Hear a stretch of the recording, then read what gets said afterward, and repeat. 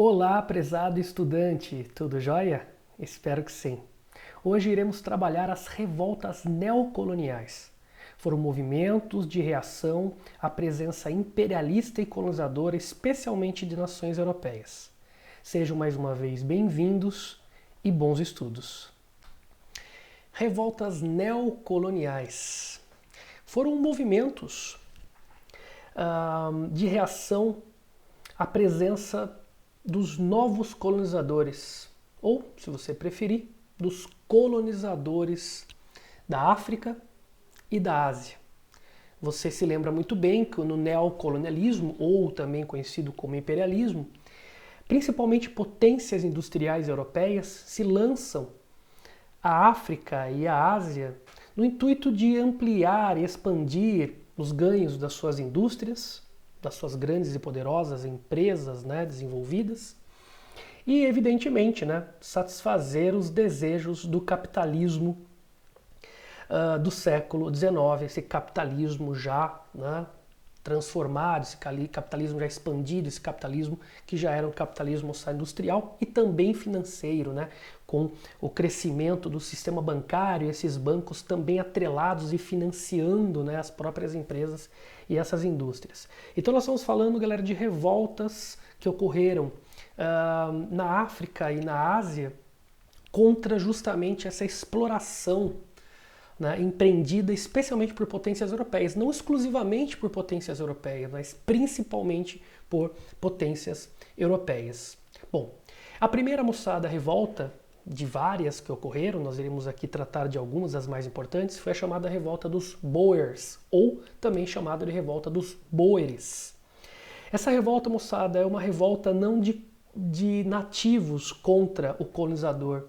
Na verdade, o que acontece é uma briga entre colonizadores por uma região de extrema importância na África, especialmente com uma riqueza muito desejada por países capitalistas, especialmente pelos homens brancos da Europa, que é justamente o ouro e também até mesmo o diamante. Bom, vocês sabem que a região ali da África do Sul, a região do Cabo, foi uma região importante para os portugueses lá na primeira colonização, quando eles fizeram o périplo africano para chegar até as Índias, ali era um entreposto comercial. Eles paravam um pouco ali, enfim, e seguiam viagem, mas não ficavam por ali, Acontece que os primeiros que chegaram ali e quiseram se instalar foram chamados boeres, especialmente colonos holandeses.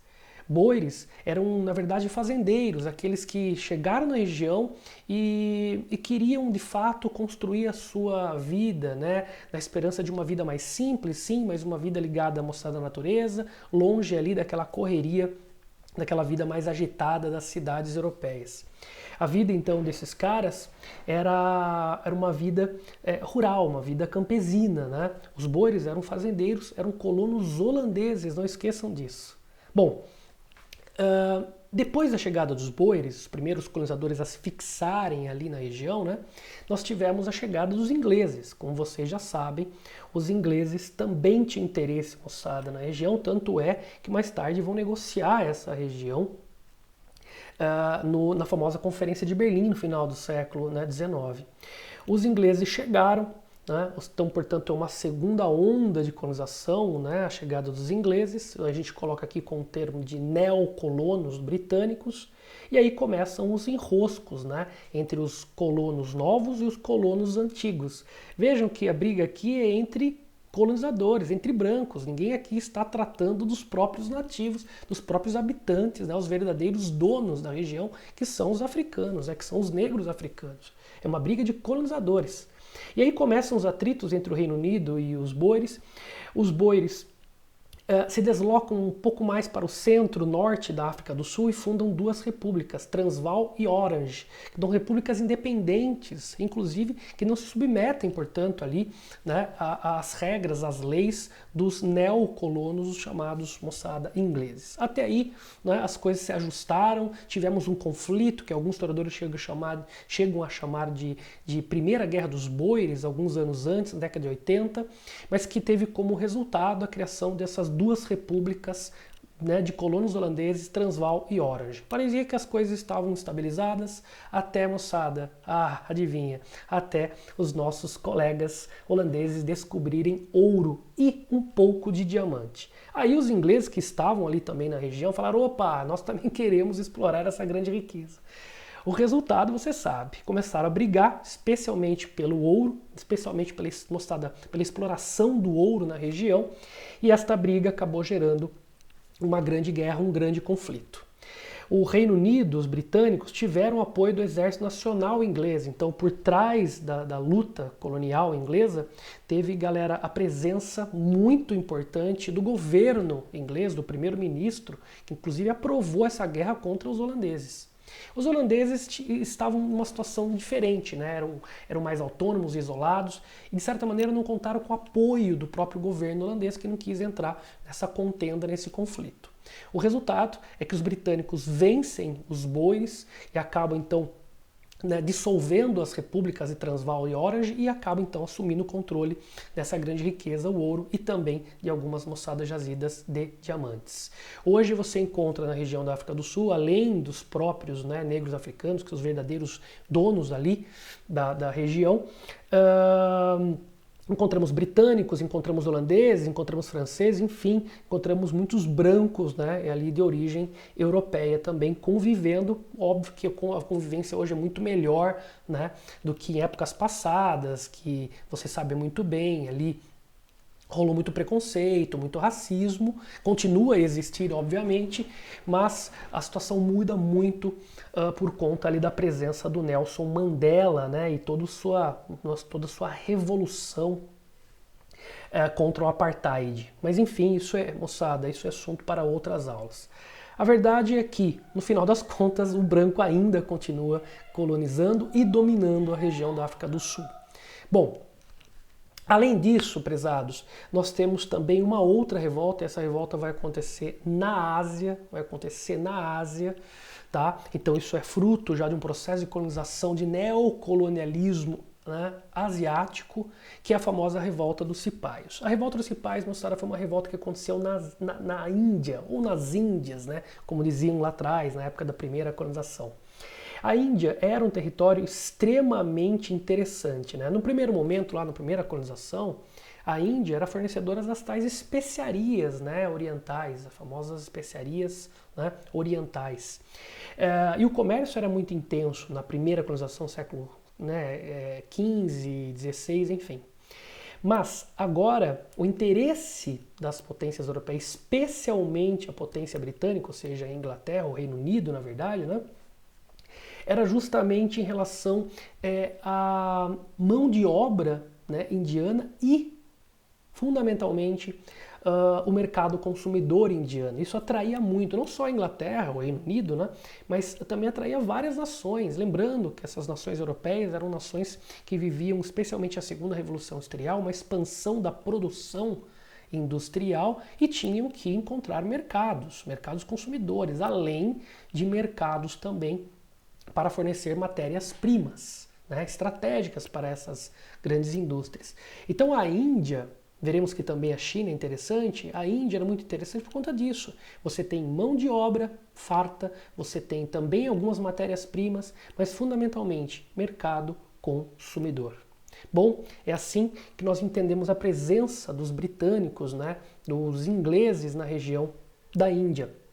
E no começo, o que eles vão fazer é começar, evidentemente, a se associar a algumas elites locais, alguns príncipes indianos, para obter vantagens econômicas. A Índia passou a ser uma espécie de protetorado, portanto uma dominação econômica, né, ali exercendo uma certa influência sobre, né, os líderes políticos da própria Índia, no sentido evidentemente de obter lucros, né? Esse é o objetivo, né, dos ingleses, especialmente de companhias de comércio da Inglaterra.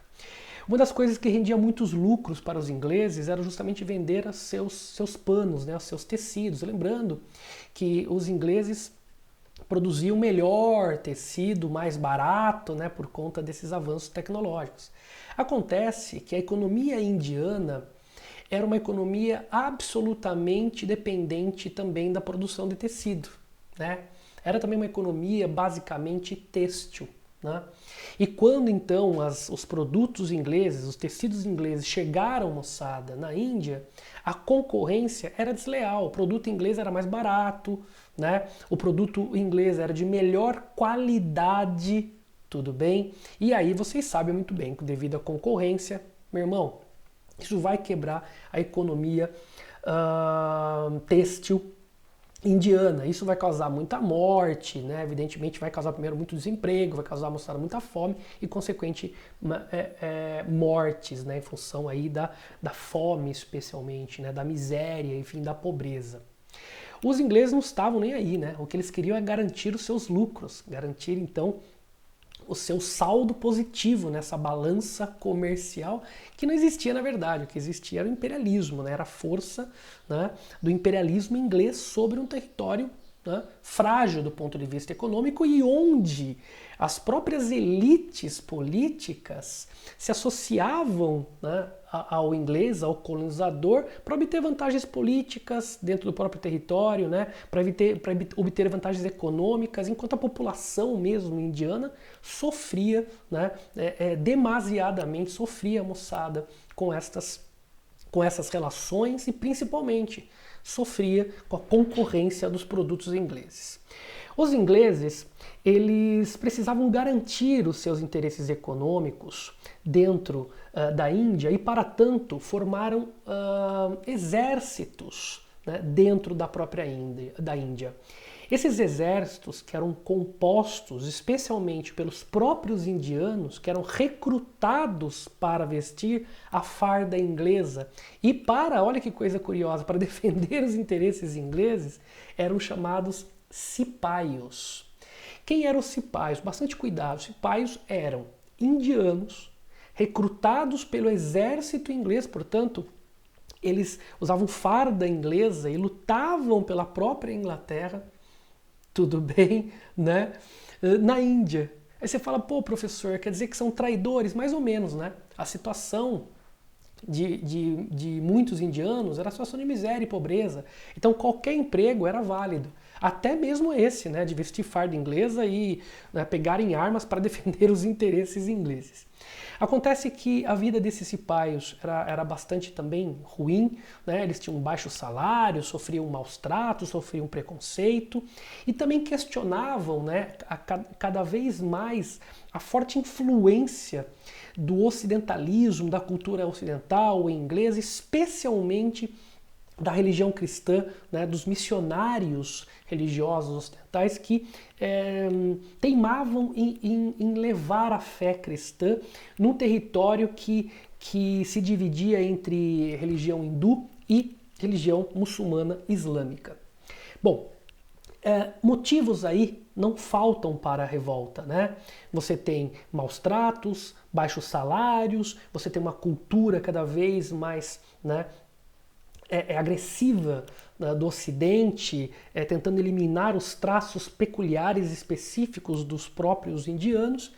E o estopim para a revolta dos cipaios, lembrando que são os caras de dentro do próprio exército inglês, alguns historiadores chegam a dizer que na época chegava a mais de 200 mil, né, soldados indianos a serviço da Inglaterra.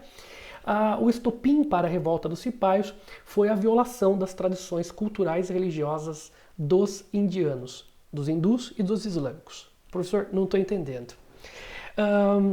Os ingleses disseram aos cipaios que iam produzir uma nova arma, uma nova espingarda, e que essa nova espingarda ela usaria uma graxa, né? E essa graxa ela passou a ser, na verdade, uma graxa animal, ou seja, eles trocariam as armas dos cipaios e esta nova arma seria uma arma, moçada, que usaria graxa, né, de gordura animal. Vocês sabem muito bem que na religião hindu a vaca é sagrada, né? Então você não pode comer a vaca, você não pode maltratar a vaca, animal sagrado. E parte desta, digamos, dessa graxa, né, dessa gordura, né, viria justamente da vaca. E outra coisa, a graxa também poderia ser proveniente, oriunda dos porcos, né? Ou seja, a gordura do porco. E você sabe muito bem que o porco, né, é um animal sujo para os islâmicos, é o contrário, né? Você não pode comer e tocar porque ele é sujo, não porque ele é sagrado, né? Então, quando o governo inglês troca, né, esta arma e esta nova arma se utiliza então de gordura desses animais, aí sim, galera, temos o estopim dessa revolta, não é um motivo, né? Mas o estopim dessa revolta. Os cipais então se revoltam contra o próprio inglês, se revolta contra a própria hierarquia, né, militar inglesa ali instalada. E os ingleses, evidentemente, não vão permitir isso, mandam tropas, mandam canhões, enfim, e o movimento é reprimido. O líder desse movimento tem nome, chama-se Mangal. O líder desse movimento é o Mangal. Mangal liderou esse motim, esse levante dos cipaios contra os ingleses. E acabou sendo preso e acabou sendo executado, o que para alguns foi um grande erro, né? Porque ao matar um líder de um movimento rebelde dentro da Índia, o que os ingleses acabaram por criar foi um mártir, né? E esse espírito de rebelião, né, aí fortalecido por um mártir, ele vai, moçada, crescer ao longo dos anos até a independência com o Mahatma Gandhi mais para frente. Bom, eu trouxe para vocês aqui um trailer de um filme sobre a Guerra dos Cipaios, sobre a revolta, na verdade, dos cipaios. Bem bacana, vale a pena. Dá uma olhadinha.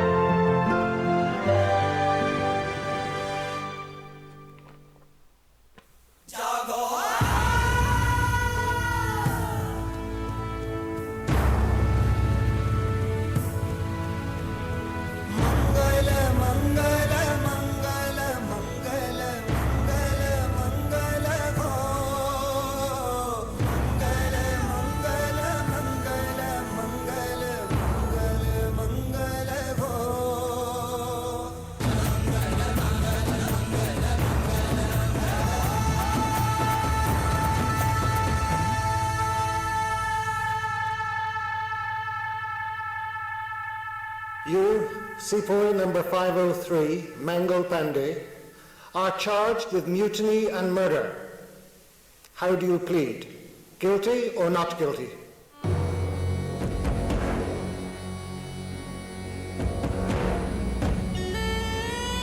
We have earned the love and gratitude of the people of India, and we shoulder the burden of the white man without complaint. So, the company decides to wage a war. And in this war, it wants Indian sepoys to fight and die. Mangal Pandey, sir. Sepoy 5th Company, 34th Native Infantry Regiment. You have known Mangal Pandey for the past 7 years? I've known him, sir, as a brave soldier and a loyal friend. One of the finest sepoys to serve under my command.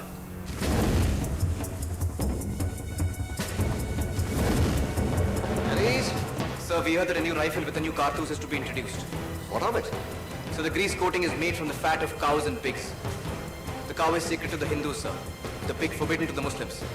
We can't touch such a cartouche. It would defile us. The news is false. There is no such cartouche. There will be no such cartouche. We will train you with a new rifle. Understand? You lied to me. I trusted you and you lied to me. If you do not move, I will blow you apart with cannon.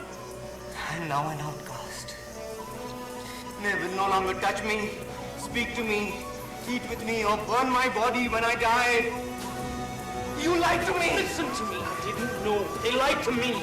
Is it true that on the 29th of March he attacked and injured you? Take back your pistol, Captain Sire. We are brothers no more. Is it not also true that he murdered 2 of your fellow officers and injured 4 others?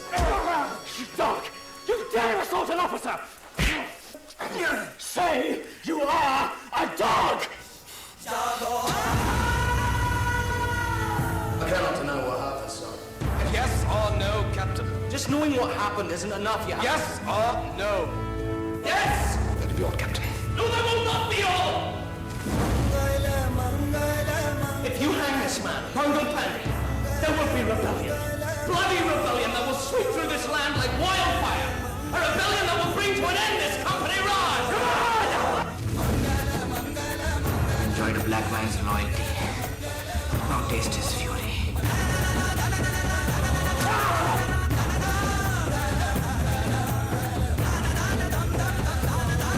You will obey orders!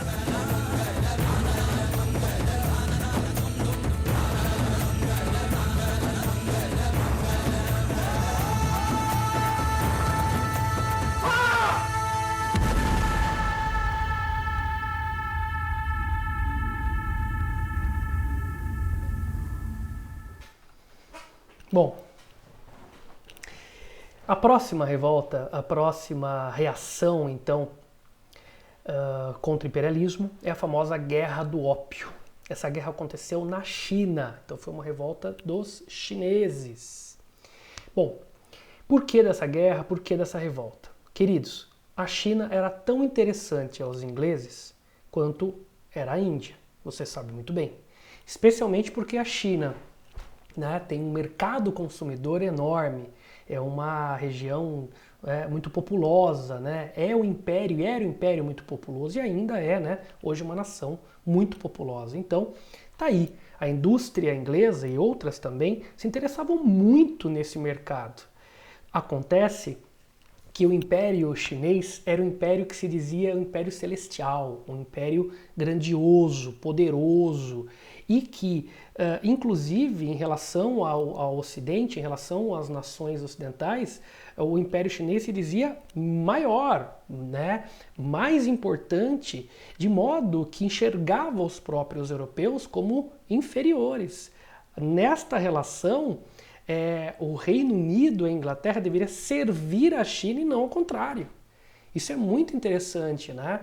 Isso é bastante interessante porque nós sabemos que a relação imperialista é uma relação toda regada pela ideia do darwinismo social, né? Do homem branco, do fardo do homem branco, de que o homem branco tem que levar o progresso, o desenvolvimento, enfim.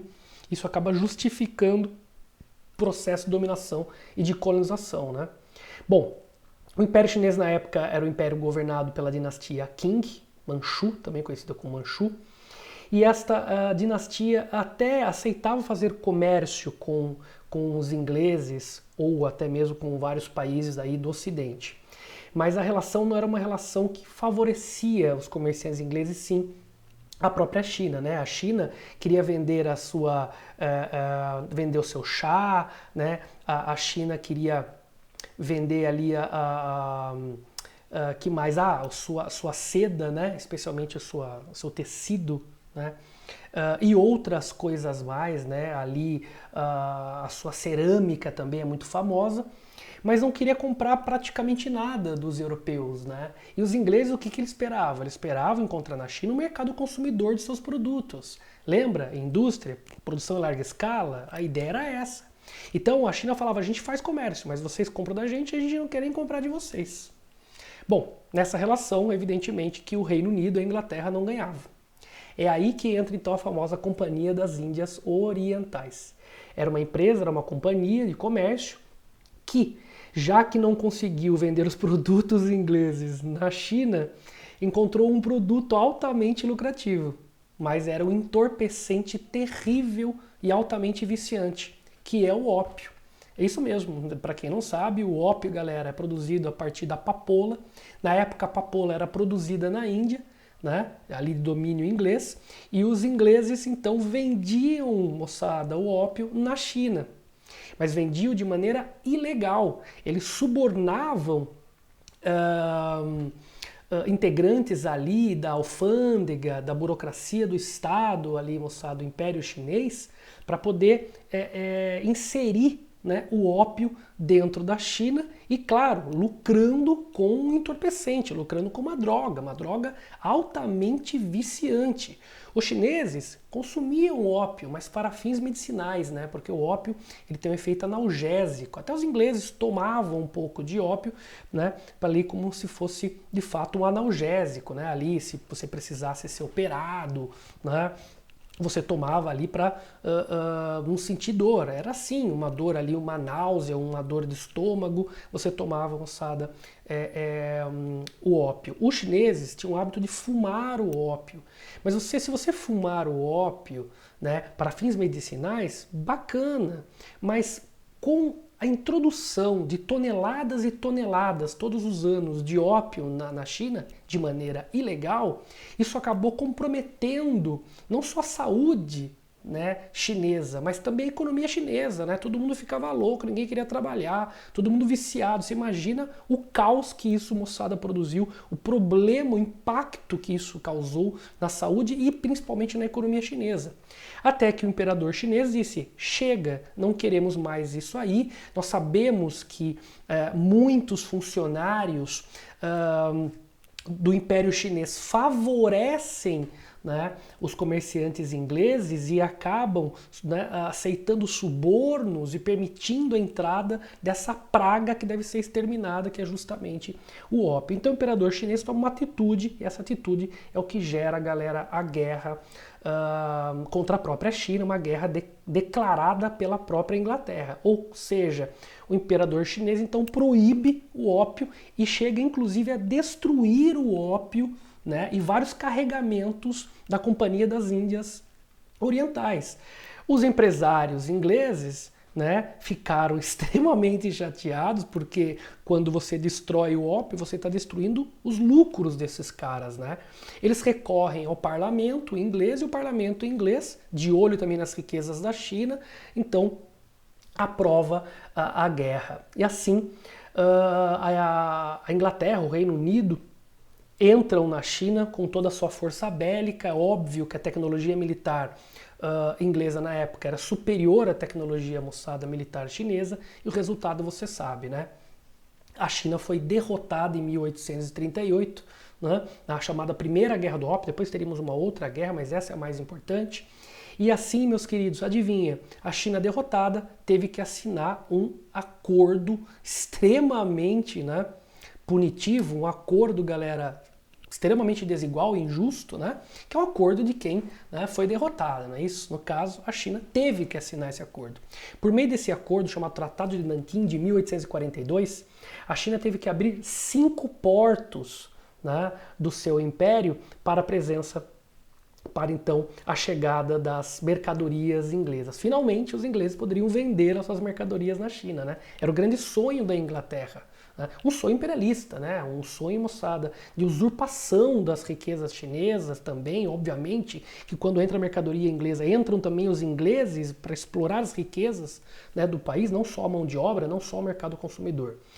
A abertura dos portos chineses aos ingleses e a entrega de um território passou a ser inglês, que é Hong Kong. A ilha de Hong Kong passou, moçada, a ser um território inglês, de 1848, e vai ser devolvido só em 1997. Aqui está a raiz, né, dos problemas que nós temos hoje entre o governo comunista chinês, né, o Partido Comunista Chinês, e Hong Kong. Né, estão aqui as raízes desse problema, né, porque o Hong Kong vai crescer como um território inglês, né, de cultura, então, portanto, cada vez mais inglesa, e de cultura, moçada, capitalista, né, enquanto a China vai caminhar para um governo e um sistema socialista. Tá aqui. Então estão aqui as raízes dos problemas que a China, a comunista, e Hong Kong, moçada, vivem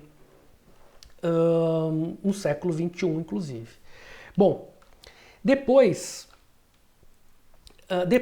da derrota, a China foi dilacerada, né, por vários interesses imperialistas, especialmente europeus, mas não exclusivamente, moçada, europeus. Ou seja, a China enfraquecida, o Império enfraquecido, abriram, de certa maneira, a oportunidade, ou acabaram por permitir a entrada de outras nações, ou seja, todo mundo queria a China, todo mundo queria a China.